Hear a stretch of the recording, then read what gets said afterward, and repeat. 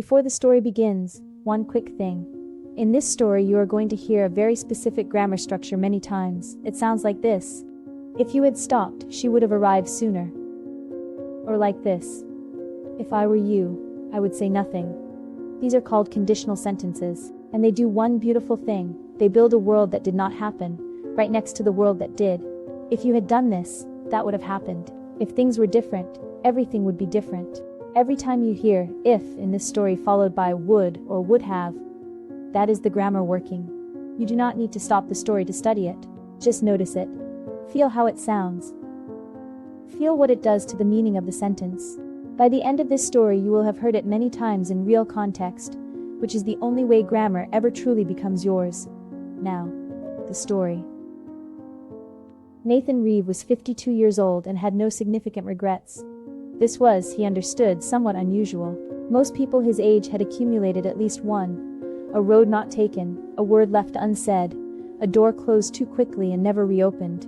But Nathan had made his choices with unusual care and consistency throughout his life, had built everything around those choices with the patient deliberateness of someone who understood that the quality of a life is determined less by what happens to you than by what you decide to do about it. He was on a train from London to Edinburgh. Second class, window seat, left side. He always chose the left side because in the afternoon the light was better, and Nathan was a person who noticed such things and adjusted accordingly. He had a coffee going slightly cold on the tray table, a novel he had been meaning to read for 3 years and was finally, genuinely reading, and nothing in the world required of him for the next 4 hours except the pleasant obligation of arriving somewhere he was expected and quietly looked forward to. He was, in other words, content. Specifically and carefully content, in the way that a person is content when they have arranged their life to produce that feeling reliably. He had the 3-seat row to himself. The train was not especially full for a Thursday afternoon. Then the woman sat down in seat 14. She was perhaps 40 years old, perhaps a little younger. One of those ages genuinely difficult to determine because everything about her was considered without being obviously maintained. A gray coat. A single small bag placed in the rack above with the practiced economy of a frequent traveler. She settled into the middle seat with the particular composure of someone who had made many journeys alone and found them, on balance, preferable to most alternatives. Nathan nodded. The standard British train passenger nod, acknowledging existence without extending invitation. She nodded back. He returned to his novel. If you had taken the position in Edinburgh, she said, you would already know this route very well. Nathan looked up slowly. She was facing forward, looking at the window and the countryside moving past it, as though she had said something unremarkable. I'm sorry? Nathan said. The position you were offered in 2009, she said. Senior associate at a firm in Edinburgh. If you had accepted it, you would have made this journey every few weeks for years. You would know exactly which side gives the best afternoon light. You would have a preferred seat. Nathan set his book face down on the tray table. I don't believe I know you, he said carefully. You don't, she agreed. Then I'm not sure how you could possibly. If you had taken the Edinburgh position, she continued, and her voice was not threatening or unusual in any way. It was simply patient and precise, the voice of someone stating established facts. Your daughter would have grown up in Scotland. She would speak differently. She would know different people. She might have entirely different interests. If your daughter were different, your relationship with her would be different. If that relationship were different, you would be a different version of yourself sitting on this train. Everything downstream of that one decision in 2009 would be changed. But you didn't take it, you chose to stay. And all the downstream things are what they are because you made that choice. Nathan looked at her for a long moment. Why are you telling me this? He said. She turned and looked at him directly for the first time. Her eyes were dark brown and entirely calm. Not the calm of someone who felt nothing, but the calm of someone who had decided, before arriving, exactly how they intended to conduct themselves. Because I want you to understand something about choices, she said, before I tell you what I actually came to say. You came to find me, Nathan said, specifically. Yes. On this train, specifically. Yes. He held the calm that had served him for 52 years. If you don't explain yourself in the next 30 seconds, he said evenly, I'm going to move to a different seat. That's completely reasonable, she said. 20 years ago, on a night in November, you were driving south on the A68. It was late, past midnight, heavy rain. Visibility was poor, and you had your headlights on full beam. She paused. There was a car on the hard shoulder, hazard lights flashing. A person standing beside it in the rain, no coat, next to the driver's door. You slowed, you saw them, and then you kept driving. The train moved through a section of dense trees that threw shadows rapidly across the window. You were late for something, she continued. If you had stopped, you would have been later. You told yourself the person had a phone. You told yourself someone else would already have stopped if the situation were serious. You told yourself it was not your responsibility. She did not look away from him. You have never told anyone this, not your wife, not anyone. If you had told your wife, she would have reassured you, and you didn't want reassurance. You wanted to carry it correctly, which meant carrying it quietly. So you have, for 20 years. Nathan did not speak. The person standing beside that car on the A68 in November, the woman said, was my mother. A tunnel swallowed the train, and for several seconds the window was entirely dark, and Nathan saw his own reflection clearly. A man of 52 holding himself very still. And then the light returned, and the countryside came back, and the woman in the gray coat was still in seat 14B, looking at him with the same composed dark eyes. She survived, the woman said. I want you to hear that first before anything else. Nathan felt something release in his chest that he had not consciously known was held. She waited 41 minutes in the rain before another car stopped. She was not injured. The car had broken down, not crashed. Her battery had died, so she couldn't call anyone. The person who stopped drove her to a service station. She called my father. He came to get her. She was home before 3 in the morning. She was physically fine. She paused. Initially. What do you mean initially? If someone had stopped sooner, the woman said, she would have been home an hour and a half earlier. She would not have stood in heavy rain for 41 minutes. She would not have developed the chest infection that came from those 41 minutes. The chest infection would not have kept her confined to bed for 2 weeks. She would not have been alone in bed, already weakened and frightened, when her doctor called with the results of the tests she had taken the week before. Nathan said nothing. If she had not been alone and frightened when she received the diagnosis, she might have heard it differently. She might have made different decisions immediately. If the first round of treatment had begun differently, the outcomes of the second and third might have been different. If the second and third rounds had gone differently. She stopped. You understand the structure. She became ill, Nathan said. She was already ill. She had not yet been told. She was told while she was alone and frightened and physically weakened because a man in a car made the decision not to stop. She said this without heat, simply as a sequence of connected facts. That is what happened. That is the chain. Nathan said. I'm sorry. He said it the way people say things when they know the words are inadequate and say them anyway because there is nothing else available. I am genuinely, deeply sorry. I know, she said. That is not why I'm here. He looked at her. If I were here to make you feel guilty, she said, I would not have taken the trouble of finding you. Guilt has had 20 years. I'm here because my mother asked me to come. She is in a hospital in Edinburgh. She has been there for 11 days. She paused just slightly. She will not be there much longer. The countryside moved past at the same speed it had been moving. The coffee on the tray table was completely cold now. She has been thinking about you for 2 years, the woman said, since she understood clearly how things were going to end. She has thought about the man who drove past her on the A68, and what she would say to him if she could say anything, and eventually she asked me to find you and say it. How did you find me? Nathan asked. If I told you how, would it change anything important?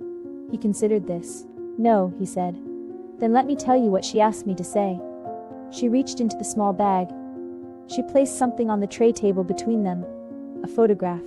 Taken from a distance, slightly blurred by rain on the lens. A car on a hard shoulder, caught in someone else's headlights.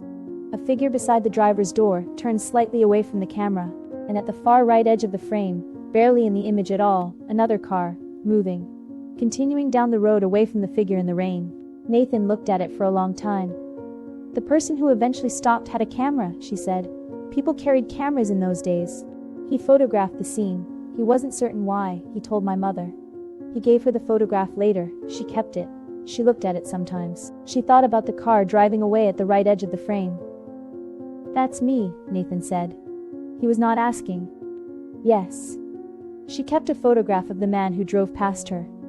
She kept it, the woman said carefully, because she found that she could not simply feel what she expected to feel about you. If she had only been angry, it would have been simpler. But she understood the decision you made, even as she lived with its consequences. She told me once, if I had been in that car, running late, in the dark, I am not certain I would have stopped either. And that understanding, that she might have been capable of the same choice, was harder to live with than anger would have been. So she kept the photograph. To keep thinking. To keep being honest about what human beings are actually like. Nathan could not look away from the small blurred car at the edge of the image. She asked me to tell you 3 things, the woman said, if you're willing to hear them. Yes, Nathan said. The first, if you had known then what she knows now, what she has learned in 20 years of illness, of treatment, of the specific education of a body that does not stop gracefully, you would have stopped. She is completely certain of this. She has thought about it very carefully over a very long time. The man who drove past her was not a cruel person. He was a tired person making a small selfish decision in the dark and the rain, the way all people make small selfish decisions in the dark and the rain. If he had known the full cost of that decision, he would have pulled over. She believes this. She wanted you to know that she believes it. Nathan's hands were flat on the tray table on either side of the photograph. The second thing, if you had stopped, your own life would also be different. You were driving somewhere that night. She doesn't know where. But if you had been delayed by 40 minutes, you might have missed it. And whatever that thing was, she doesn't know and she is not asking. It is part of why your life looks the way it looks now. If you had stopped, the Surrey daughter, the wife, this train, possibly none of it exists in its current form. The cost of the right choice is not always nothing. Sometimes it is something real and specific and irreversible. She wanted you to know that she knows this too. That she is not asking you to wish your life away. She is not asking you to wish you had made a different choice. She is simply asking you to understand the full picture. The train was passing through open farmland now, flat and wide under a gray-white sky. And the third thing, the woman said. Nathan waited. She said, if you could go back and change it, she would not want you to.